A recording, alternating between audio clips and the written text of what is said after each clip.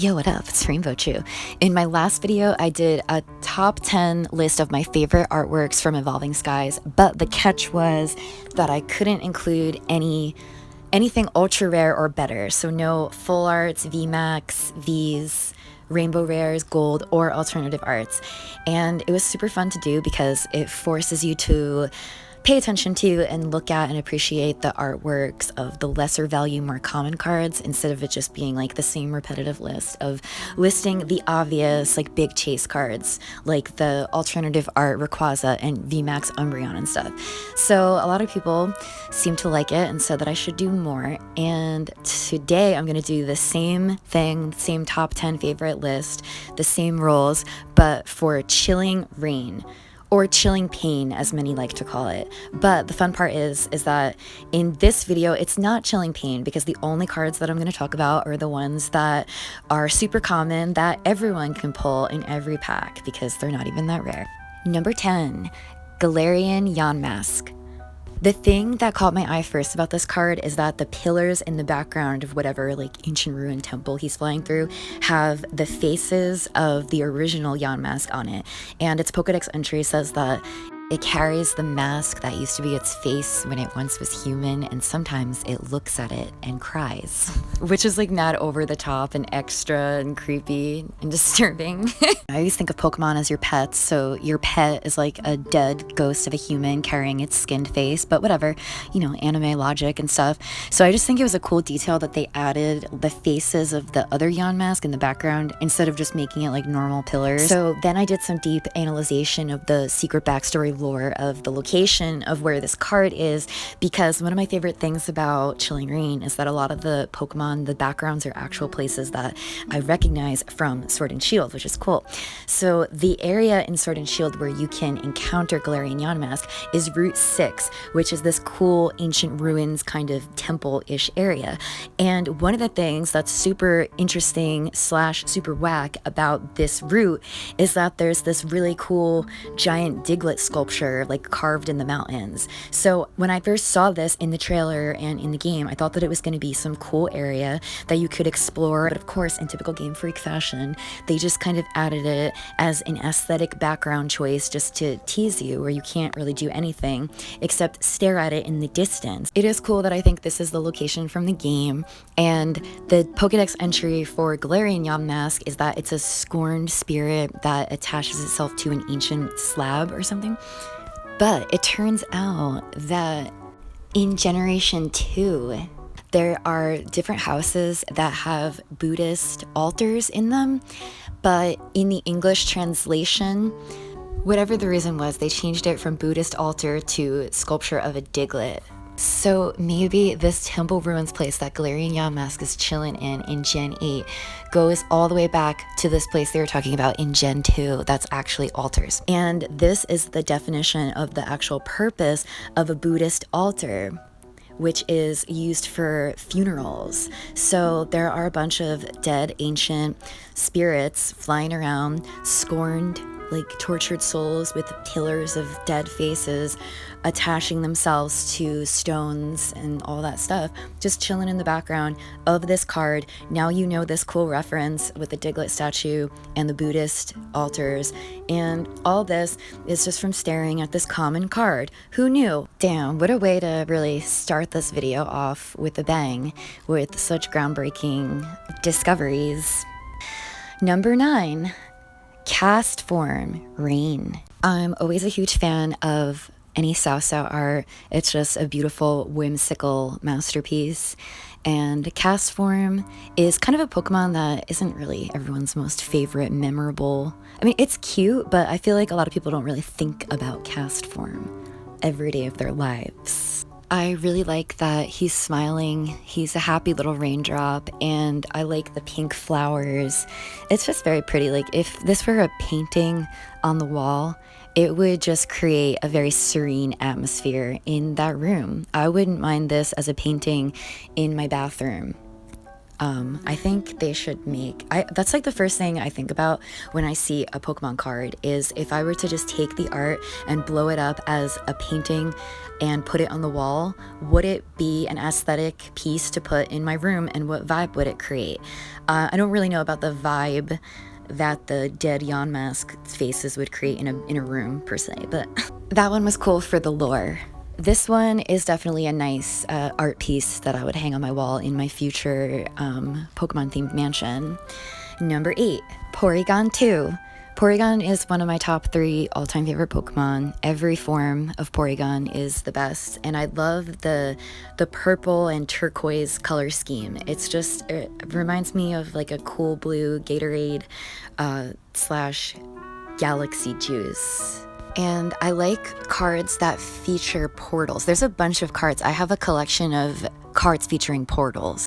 This like little circular thing that he's peering into with wonder looks like a portal, and it looks like he's in space or some kind of magical realm. I feel like Porygon is always traveling through like computers or glitchy universes, through dimensions, always. It's definitely a very magical, dreamlike galaxy vibe, and wherever that portal leads, I definitely want to jump into that portal in whatever dream world this is. It's magical and it makes me feel good. Number 7, Delibird. This card is just super cute, Santa's helper elf vibes. Fun fact about me, I actually am a real elf. Yeah, I know. So I can put in a good word with Santa Claus if you like this video and subscribe. Just kidding. I'm not going to tell you what to do. Only do it if you actually like it, because don't be a fake liar. But why wouldn't you, since you learned amazing facts about Diglett statues and Buddhism? I like how he's just being jolly and running to deliver his presents. It fits with the whole winter vibe, even though this set came out in the middle of the summer. And it also reminds me of the Pokemon Stadium minigame. I think it's Pokemon Stadium 2, where you have to deliver the presents as Delibird and run across the thing. I really wish they would bring back those Pokemon Stadium mini games. They were the best, except for the evil Clefairy one. Yeah, so that just reminds me of all those things. Super fun. Elf life represent. So remember, guys, smash that subscribe button and fill that like bucket so that Santa Claus will bring you all the rarest Pokemon cards under your tree. Just kidding. Santa hates you. Just kidding. Am I though? I actually am an elf. Therefore, you better watch out. You better not cry. You better not pout. I'm telling you why. Because number 7 is Kakuna. Or wait, no, this is number 6. Number 6, Kakuna. This card has no reason being this badass, and who knew that Kakuna, one of the most bland Pokemon ever, could create such a statement? Beedrill? Maybe. But Kakuna, little old Kakuna, who's just a little hardened husk that doesn't even walk, has the most badass, crazy thing going on here. Like, it's the red and black is just super bold. It stands out. It just has very evil, intense, powerful energy. At first, it looks like he's sucking the life forces out of like everything in the forest, and he's like absorbing it, but I don't think that really makes sense, because he's not like, he doesn't know absorb or have like vines or anything like that. I guess that's just him hardening. I don't know, is that what harden looks like? Who knew? I always thought that was like the most boring move ever, but apparently it's quite the spectacle, and I just love all the artwork in this set. This is my favorite set ever, and the fact that they even managed to make Kakuna look exciting is props to them. Number 5, Amphi.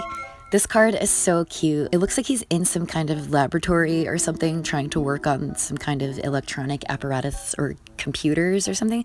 It looks like he's trying to fix something, but he doesn't know what he's doing, and he just looks so derpy, but he's trying his best.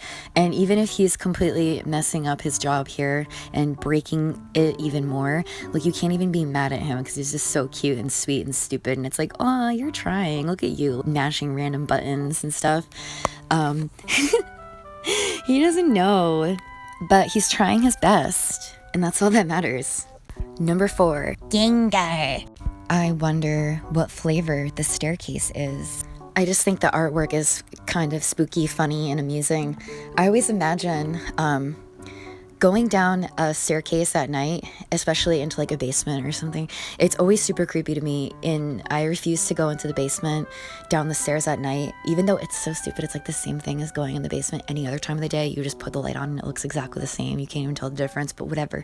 I always imagine like when I open the door and I'm like looking down the stairs in the hallway, I'm gonna see something creepy like this. If I did see a Gengar licking the staircase, would it be a funny image of him just being a jokester, like, he has his tongue out, it's Grimace from McDonald's, fat jelly purple grape friend?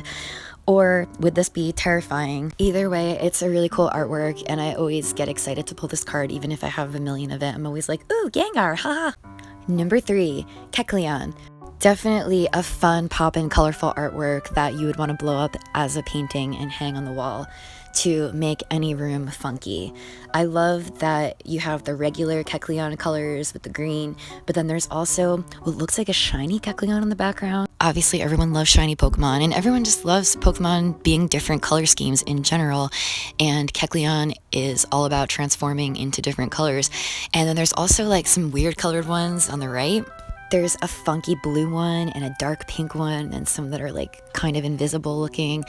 And I just like seeing Pokemon in different colors that you normally don't see. I always wish that Pokemon had different shiny variations instead of it just being like one normal form, one shiny form. But I guess this is the closest I'll get for now of having more than one shiny form on a card, which is pretty cool. Number 2, Inky. Inky is super funny to me because he's quite the sneaky trickster. He wants you to think that this is a wholesome, cute little card, like he's gonna help you cook lunch and he has all the ingredients, here I am to help. But he's not fooling me because I know that he has a long history of being a bully. Did you think Detective Rainbow Rat, who discovered the secrets of the Buddhist altar Diglett sculptures, was going to fall for this charade without looking into the history? Here's some evidence that dates back to Roaring Skies, where Meowth was just strolling along with his melon, feeling fine, and look who's lurking in the background, waiting to strike, and he gave him a black eye and ripped him off to get that melon. There's also this Japanese promo where he is rudely spitting ink in poor little Chespin's face. Why? Because he like knocked the books off the shelf. Even Litten is looking at him like, what's your problem? Why you do that? So yeah, I don't know who he thinks he's fooling with his little stupid smirk smiling with the ingredients, but I don't trust him, and who knows who he had to beat up, torture, and rob to get those ingredients that he so cheekily holds in front of you. I love it. He's great. And the number 1 Chilling Reign work of art is Porygon II. This is the perfect embodiment of what I mean when I say that I want to blow up. I guess sounds like I mean like blow up, like explode. I mean, I want to enlarge this image, not stick it in a bomb, and hang it on the wall, and it would just be like the coolest art piece that I would just love looking at every day because it's so dope. Like, I love the kind of like abstract little cube square things floating around.